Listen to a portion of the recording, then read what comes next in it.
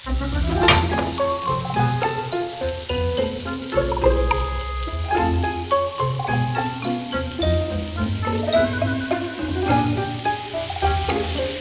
Kabalen, welcome to BIR Pampanga. Para sa video na to guys, nandito tayo sa bahay at pinadalhan tayo ng MV Prime Steak.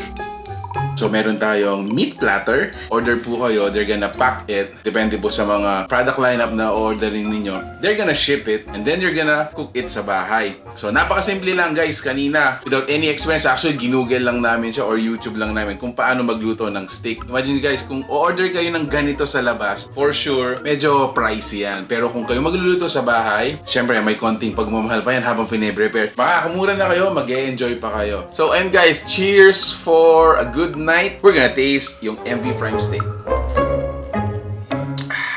Wow. Hot barbecue sauce.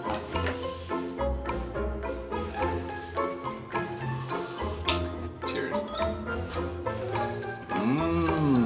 Wow. So tender. It's so juicy. Another one. Taste it again. Look at that. Alright. So tingnan naman natin yung mga Wagyu cubes. Wow, never fails. So sa mga Wagyu cubes naman, ginawa namin pan-seared. Actually, lahat ng mga ito ay pan-seared.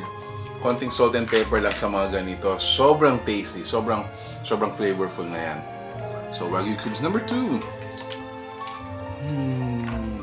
Actually, may options pala sila na you go for a Brazilian or USDA grade.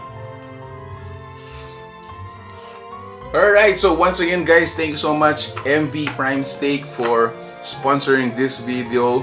For sure, we're gonna enjoy the night, the evening with these steaks. Guys, if you wanna enjoy this too at the comfort of your home or whatever occasions you have, no, either birthday, wedding, debut, baptism, anniversary, corporate events, and any other special occasion, make it more memorable with MV Prime Steak. If you are interested to know more, please visit MV Prime Steak Pampanga. Available din po sila sa Instagram, Facebook, and the number you need to call.